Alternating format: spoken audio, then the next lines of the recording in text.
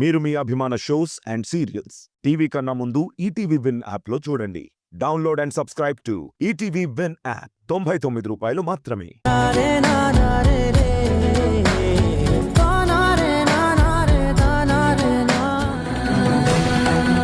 నేను నిన్ను ఒక మాట అడగాలనుకుంటున్నాను. అడగచ్చా?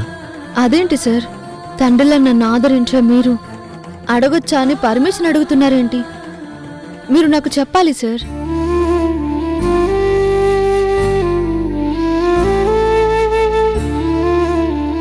రేపు ఏదైనా జరిగితే సృజన బాధ్యత నువ్వు తీసుకుంటావా? నా భార్య దూరమైన తరువాత సృజన తన తల్లి కోసం బెంగ పెట్టుకుంది. నా కూతురుని ఎలా చూసుకోవాలా అని ఆలోచిస్తున్నప్పుడు నీ అభిమానంతో సృజనని నువ్వే మార్చావు. సృజన ఇప్పుడు చాలా ఆనందంగా ఉంది. ఒకవేళ రేపు నాకు ఏదైనా జరిగిందంటే తను తట్టుకోలేదు. అందుకే నా కూతురు బాధ్యత నా పెద్ద కూతురులా నువ్వు తీసుకుంటావా అని నేను అడుగుతున్నాను. సార్, ఏం మాట్లాడుతున్నారు సార్? మీ మంచి మనసు నాకు తెలుసు. సృజన గోపిని ప్రేమించింది అన్నాక వాళ్ళిద్దరికీ పెళ్లి చేయాలనుకున్నారు. వాళ్ళెప్పుడు మీ కళ్ళ ముందే ఉంటారు. గోపి కూడా చాలా మంచివాడు. సృజనని గుండెల్లో పెట్టుకుని చూసుకుంటాడు. అలా ఆ జంట మీ ముందు సంతోషంగా ఉంటుంది. మీరెప్పుడు బాగుంటారు సార్. మీరిప్పుడు ఇలా మాట్లాడడం నాకు చాలా ఆశ్చర్యంగా ఉంది. కొన్ని సంఘటనలు మనం అనుకోకుండానే మన జీవితంలో జరుగుతాయమ్మా. అవి మన భవిష్యత్తుని నిర్ణయిస్తాయి. ఎప్పుడు ఏం జరుగుతుందో తెలియనప్పుడు మన అనుకునే వాళ్ళ గురించి ముందే ఆలోచించాలి. అందుకే నా కూతురి బాధ్యత నీకు అప్పగిస్తున్నాను. తీసుకుంటావు కదూ? సృజనని చెల్లెలిగా చూస్తున్నాను. అందులో ఎలాంటి మార్పు ఉండదు. అలా అని మీలాంటి వ్యక్తికి ఏదో జరుగుతుంది అంటే నేను అస్సలు తట్టుకోలేను సార్. నేను చెప్తున్నాను కదా, పైన దేవుడు అనేవాడున్నాడు. ఆయన మంచి వాళ్ళకెప్పుడు మంచి చేస్తాడు. మీరు భయపడేలా ఏమీ జరగదు.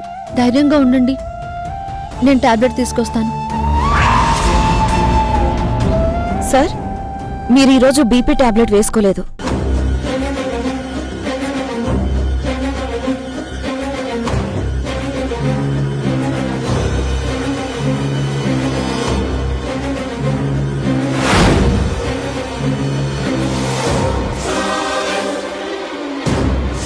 సార్, తగ్గకపోతే హాస్పిటల్కి వెళ్దాం. నాకు ఒక్క కాల్ చేయండి. సరే అమ్మా.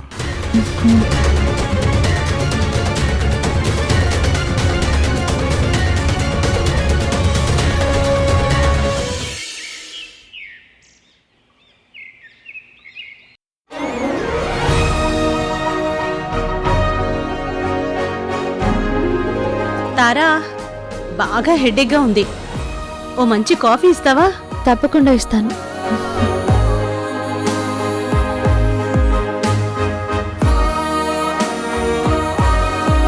ఏంటి మేడం, కేసు కొలిక్కొచ్చిందా లేదా? లేదు తారా, ఎక్కడి నుంచి మొదలుపెట్టినా అన్ని వేళ్లు ఒకవైపే చూపిస్తున్నాయి. అది ఆదిత్య మౌర్య గారిల్లు. చూడండి, మీరు ఎంక్వైరీ కరెక్ట్గానే చేస్తున్నారా? ఆహా, మీరనేది ఆదిత్య గారి ఇల్లు అంటే చాలా పెద్ద ఫ్యామిలీ. అలాంటి ఇంటి నుంచి ఇలాంటి పరిస్థితి ఉంటుందని మీరు ఎలా ఊహిస్తున్నారు?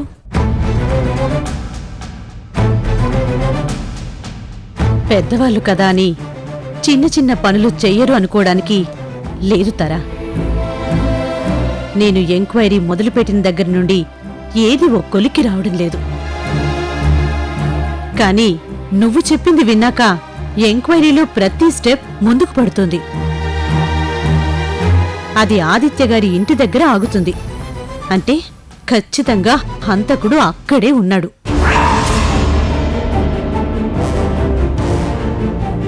అంత ఖచ్చితంగా ఎలా చెప్తారు? మీకే ఆధారం అక్కడ పూర్తిగా దొరకలేదు కదా. అనుమానంతోనే వాళ్ళే అక్కడ ఉన్నారు అని చెప్పడం కరెక్ట్ కాదు కదా. ఆ అనుమానం ఎప్పుడైతే వచ్చిందో ఆధారం కూడా అక్కడే దొరుకుతుంది. ఎందుకంటే ఆ రోజు తిరిగిన కార్లు, సీసీ ఫుటేజ్లో దొరికిన లెక్క ప్రకారం అవన్నీ ఆ ఇంటికి సంబంధించిన కార్లు. సో ఆ కారులో ఎవరెవరు వెళ్లారు, ఎక్కడెక్కడికి వెళ్లారు, ఇంకేం చేశారు అన్నది ఎంక్వైరీ చేయాలి.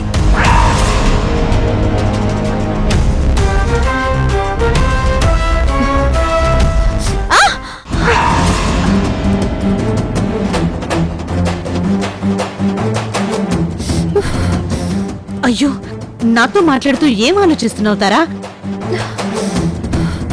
మీరు చెప్పింది వింటుంటే ఏం ఆలోచించాలో కూడా నాకు అర్థం కావడం లేదు. ఆ ఇంట్లోనే అనుమానితుడు ఉంటాడని నేను నమ్మలేకపోతున్నాను. కేవలం కారు నంబర్లు ఉన్నాయి కానీ వేరే క్లూస్ ఏమీ దొరకలేదు కదా. మరి దాన్ని పట్టుకుని నేరస్తుడు అక్కడే ఉన్నాడని మీరెలా చెప్తారు? చూడుతారా, అన్ని ఆధారాలు దొరుకుంటే అసలు నేరస్తుడు ఈ పాటికి బయటికి వచ్చి మా స్టేషన్లో నా చేతిలో నా స్టైల్లో ట్రీట్మెంట్ తీసుకుంటూ ఉండేవాడు. అనుమానం ఉంది కాబట్టే ఎంక్వైరీ అక్కడి నుంచి మొదలుపెట్టాను. తొందరలోనే నేరస్తుణ్ణి పట్టుకుంటాను. అప్పుడు ఎవ్వరూ ఊహించని విధంగా ఆ ఇంట్లో ఎలా తలదాచుకున్నాడో, ఎవరి సాయంతో ఉన్నాడో ప్రపంచానికి చూపిస్తాను. తారా, నువ్వు కాఫీ కలుపుతున్నావు కదా, నేను చూస్తానులే.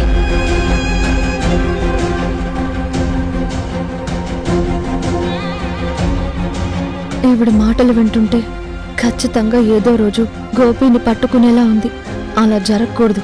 నా గోపి మీద అనుమానం రాకుండా నేను ఏదో ఒకటి చేయాలి.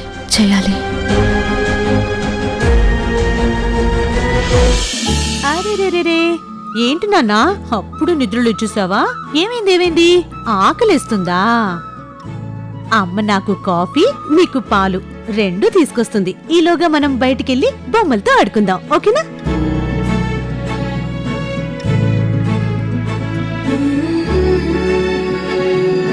నాన్నా, ఇదిగో ఇక్కడ బొమ్మలున్నాయి, ఆడుకుందామా? కూర్చో.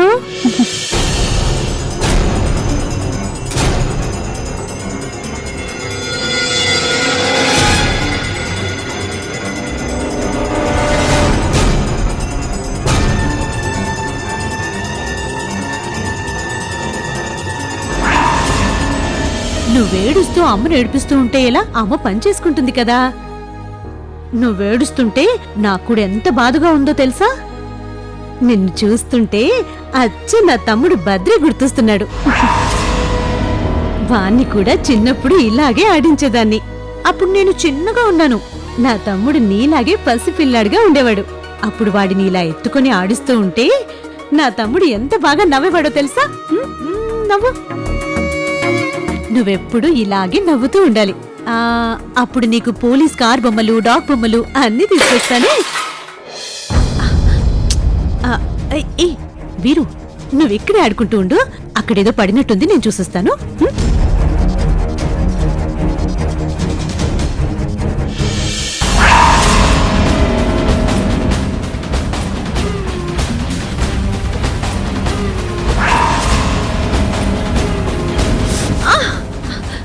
ఏమైంతారా? అదే మేడం, మీకు కాఫీ కలుపుతాను అన్నాను కదా. ఏదో ఆలోచిస్తూ కప్పులో వేయబోతుంటే పొరపాటున చేయి కాలింది. చూడతారా, అంతలా ఆలోచించడానికి ఏముంటుంది? అయినా నువ్వొక పసిబిడ్డకు తల్లివి. ఎంత జాగ్రత్తగా ఉండాలి. ఎక్కువ ఆలోచనలు పెట్టుకోకు. వీరుకి పాలు కలిపేశాను మేడం. ముందు మీకు కాఫీ ఇచ్చేసి వీరుకి పాలు పడదామనుకున్నాను. ఇంతలోనే ఇలా చేయి జారింది. పర్వాలేదులే తారా, ఇప్పుడు నా కాఫీకి వచ్చిన తొందర లేదు. ముందు వీరు ఆకలి గేడుస్తున్నాడు, వాడికి పాలు పట్టు. కాఫీ నేను కలుపుకుంటానులే. సరే మేడం.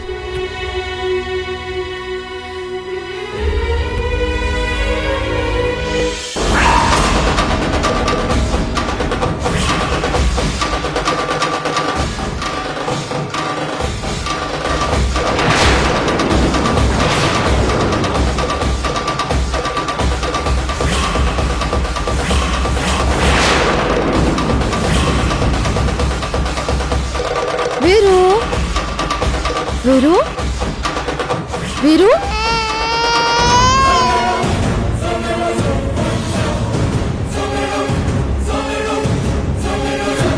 వీరు! వీరు! ఇందిరా! ఇందిరా!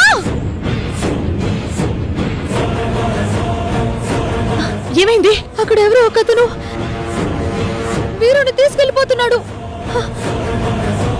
ఏయ్! ఆగు! ఏయ్, ఎవరు నువ్వు?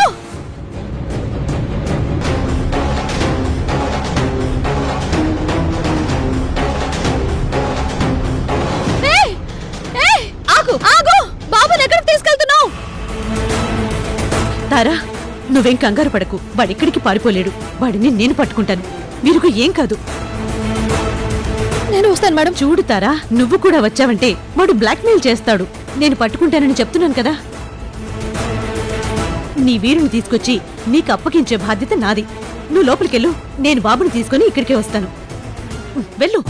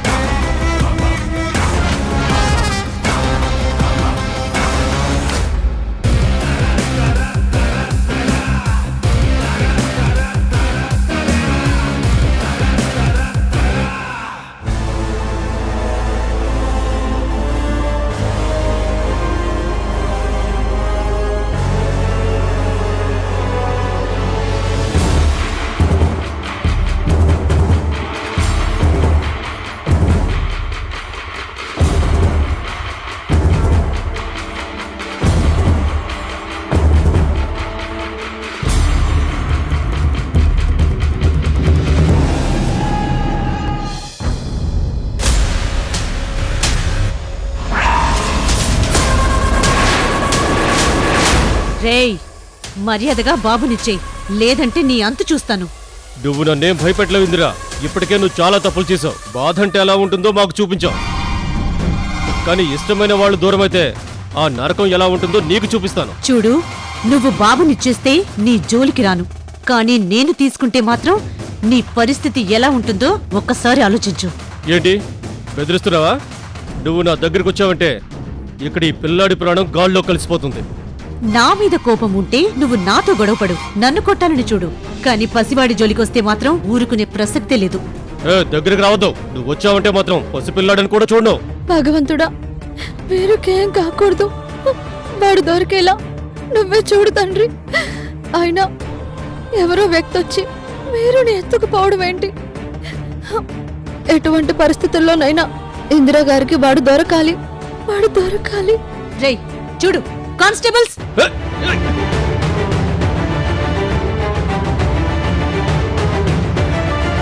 వాడి మాస్క్ తీయండి.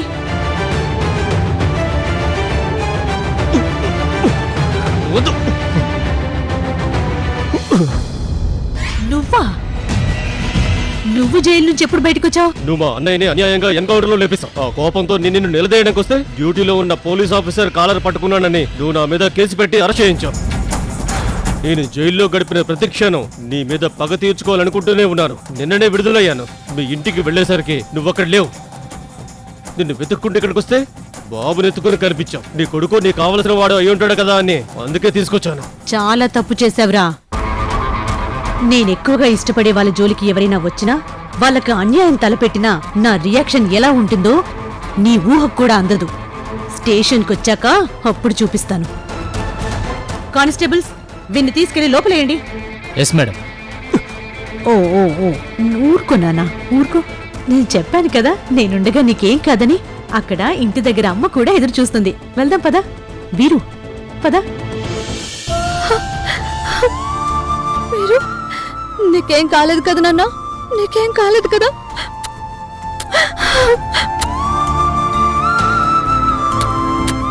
తారా, ఎందుకు అనవసరంగా భయపడతావు? నేను నీకు ముందే చెప్పాను కదా నీ కొడుక్కి ఏమీ కానివనని. చిన్న ఘాటు కూడా పడకుండా నీకు తీసుకొచ్చి అప్పగించాను. అసలు ఎవరు వాడు? వీరుని ఎత్తుకుని వెళ్లాల్సిన అవసరం వాడికేముంది? ఇది నీ మీద వీరు మీద కోపం కాదు తారా, నా మీద కోపం. నా డిపార్ట్మెంట్లో ఒక్కోసారి నేరస్తుల్ని శిక్షిస్తే వాళ్ళ కుటుంబీకులు బాధపడతారు. ఇప్పుడదే జరిగింది. తప్పు చేసిన ఒకడిని నేను ఎన్కౌంటర్ చేశాను. వాడి మనిషి నా మీద పగబట్టాడు. నేనిక్కడ వీరుని ఎత్తుకుని ఉండడం చూసి నా తాలూకా బాబనుకుని వాణ్ణి తీసుకెళ్లాడు. నన్నిబ్బంది పెట్టాలనుకున్నాడు. మళ్ళీ వాడు వస్తాడేమో, నాకు చాలా భయంగా ఉంది. నేను వాడిని పట్టుకునే క్రమంలో పోలీసుని రమ్మని ఫోన్ చేశాను. వాణ్ణిప్పుడు స్టేషన్కి పంపించాను. రేపు కోర్టులో సబ్మిట్ చేసి మళ్ళీ జైలుకు పంపిస్తాను. ఇంక వాడు బయటికి రాడు. వీరుకి ఎలాంటి సమస్య ఉండదు. ముందు వాణ్ణి లోపలికి తీసుకెళ్ళు. ఇందాక ఆకలికి ఏడ్చాడు. ముందు పాలు పట్టు.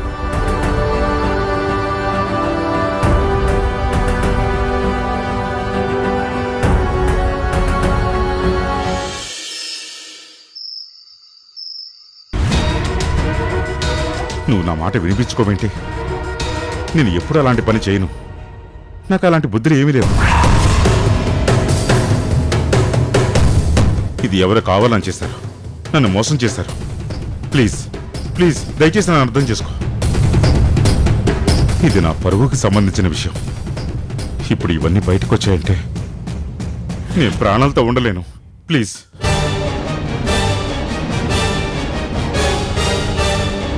ఇన్ని రోజులు ఆదిత్య అంటే ఈ సిటీలో ఎంతో గౌరవ మర్యాదలతో బతికినటువంటి వ్యక్తి. ఇప్పుడు ఆ అవమానంతో నేను ఉండలేను. ఎందుకు సార్ అనవసరంగా భయపడతారు? ఎవరు కావాలని చేయరు. ఏదో అనుకోని తొందరపాట్లో ఇలాంటివి జరుగుతూ ఉంటాయి. చెప్తుంటే అర్థం కావట్లేదా? నేనేమీ చేయలేదు అన్నాను కదా. నిజమే సార్, నేను కూడా చెప్తుంది తప్పనే. ఆ తప్పుకు ఆధారం నా చేతుల్లో ఉంది. అది బయటికి రాకుండా మీరేం చేస్తారో చెప్పమంటున్నాను. తప్పు జరిగిపోయింది సార్, ఇప్పుడు సరిదిద్దుకోలేరు. ఇప్పుడు జరగవలసిన దాని గురించి చూడండి, లేదంటే నేనేం చేయాలో అది చేస్తాను. ప్లీజ్ ప్లీజ్ నీకు దండం పెడతాను. నువ్వు అలా మాట్లాడుకో. ఒకసారి మనం కలిసి మాట్లాడదాం. నీకేం కావాలంటే అది చేస్తాను. ప్లీజ్ ఈ విషయం బయటికి రాకూడదు. ఇప్పుడు బిజినెస్ మ్యాన్ అనిపించుకున్నారు సార్. ఎదుటి వ్యక్తిని ఎలా కొనేయాలో మీకు బాగా అర్థమైంది. తప్పకుండా మాట్లాడదాం. కాకపోతే అది నోటి మాటలతో కాకుండా నోటు మూటలతో మాట్లాడుకుందాం. అప్పుడు మీకు ఇబ్బంది ఉండదు, నాకు ఇబ్బంది ఉండదు. ఉంటాను సార్. వద్దు, ఫోన్ కట్ చేయొద్దు. చెప్పాను కదా, నీకు కావాల్సింది ఇస్తానని చెప్పాను కదా. ఇప్పుడే మాట్లాడుకుని ఫోన్లోనే ఇది డిసైడ్ చేద్దాం. నాకు ప్రతిక్షణం చాలా భయంగా ఉంది. దీని గురించి ఆలోచిస్తూ నాకు బీపీ పెరిగిపోతుంది. ప్లీజ్, అందుకని ఇప్పుడే మాట్లాడదాం. సార్, ఇలాంటి విషయాలు ఒక్క ఫోన్ కాల్తో తేలేవి కాదు. 2-3 ఫోన్ కాల్స్ వస్తాయి, అప్పుడు డిసైడ్ అవుతాయి. మీరు అనవసరంగా భయపడకండి. మీరు ఒక మాట చెప్పారు, నేను ఒకటి ఫిక్స్ అయ్యాను. నాకు కావాల్సింది నాకు వస్తే మీకు కావాల్సింది మీకు వచ్చేస్తుంది. ఇప్పుడు మీరు ఫోన్ కట్ చేసినా మళ్ళీ నా నుంచి మీకు ఫోన్ వస్తుంది. తప్పకుండా అంతా మంచే జరుగుతుంది. మీరు ధైర్యంగా ఉండండి. ఉంటాను. Hello hello hello cut చేసేసాడే.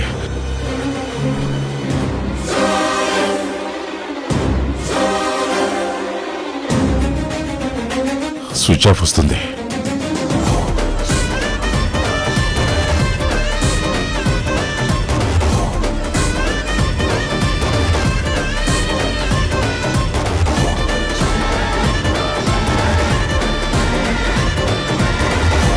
Hello,